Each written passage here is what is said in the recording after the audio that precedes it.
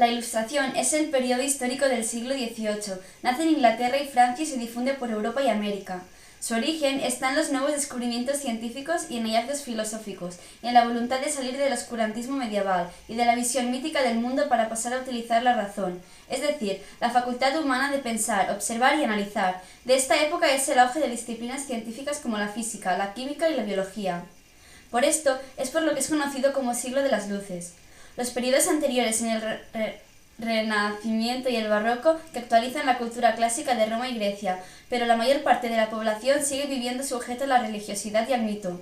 La Ilustración querrá utilizar la razón para mejorar el mundo combatiendo la ignorancia y la superstición. Las obras de esta época tienen un alto contenido didáctico, es decir, están pensadas para enseñar. De esta época es la creación de la primera enciclopedia en Francia, de la fundación de la RAE en España, de los importantes descubrimientos científicos de Newton en Inglaterra, de la fusión de encontrar aquí el origen de la revolución industrial. Aunque predomine la razón, se irá descubriendo que existe otra faceta fundamental del ser humano, la emoción del sentimiento, que acabarán dando como fruto el siguiente periodo histórico que estudiaremos, el romanticismo del siglo XIX. En el terreno artístico o estético, que es lo que más nos interesa, esta época se conoce como neoclasicismo, porque insiste en el gusto renacentista y barroco de seguir leyendo y conociendo las obras clásicas de Roma y Grecia. Los autores del neoclasicismo las utilizarán como modelo. Esto será así con la literatura, pero también con la escultura, la pintura, la música y la arquitectura. Es la época del nacimiento de lo que se conoce como música clásica, y uno de los que podemos destacar es, por ejemplo, Johann Sebastian. En la literatura cabe destacar la preponderancia de la voluntad pedagógica. Muchos escritores son principalmente pensadores y filósofos, como Voltaire, Montesquieu o Rousseau, y el género preferido para difundir ideas es el ensayo. Esto hace que haya poca poesía, más propia de la imaginación y la fantasía, que pondrá de moda el romanticismo. También se escriben cuentos moralizantes y fábulas. De esta época son las conocidas fábulas de La Fontaine. Las nuevas tecnologías de la época permitieron también viajar y conocer nuevos mundos desconocidos en Europa.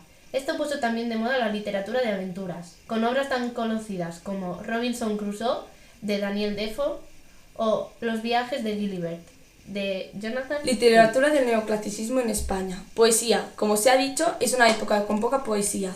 Nombraremos solamente a Juan Meléndez Valdés, autor que imitará a los clásicos griegos y latinos, y a Garcilaso de la Vega, convertido ya en clásico español. Teatro. Está marcado por mantener las formas clásicas y por la voluntad de enseñar y combatir las creencias que la razón cree perjudiciales. Nombraremos a Leonardo Fernández de Moratín, autor de El sí de las niñas, donde critica que las mujeres no tengan libertad para casarse con quien quieran. En esa época era frecuente que los padres casaran a las chicas con los viejos adinerados. Aunque sea el siglo de las luces y la razón, se dará importancia a la libertad de los sentimientos, en este caso... Novela, cuento, fábulas y ensayo. En realidad es difícil hablar de novela en la España neoclásica. Destacaremos solamente las cartas marruecas de José Cadalso. Esta obra son unas cartas inventadas entre un maestro, Ben Beli, y su alumno, Gazel. Los dos son marroquíes. Las cartas sirven para que Gazel le explique las experiencias que vive en un viaje por España a su maestro, que le irá dando consejos. Con esta estrategia, el autor logra criticar desde la razón muchos de los defectos que tiene el país desde la perspectiva que alguien que viene desde fuera. Tiene también algo del gusto por las novelas de viajes. Ensayo. El autor más importante es Benito Feijóo, el autor del teatro crítico universal.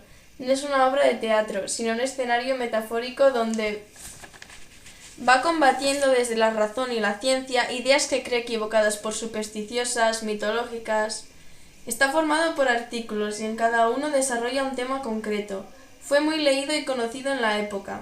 La fábula, cuento. La fábula es una historia breve o cuento con finalidad moralizante. Acaba con una moraleja. Cumple con la función pedagógica dando lecciones para vivir mejor.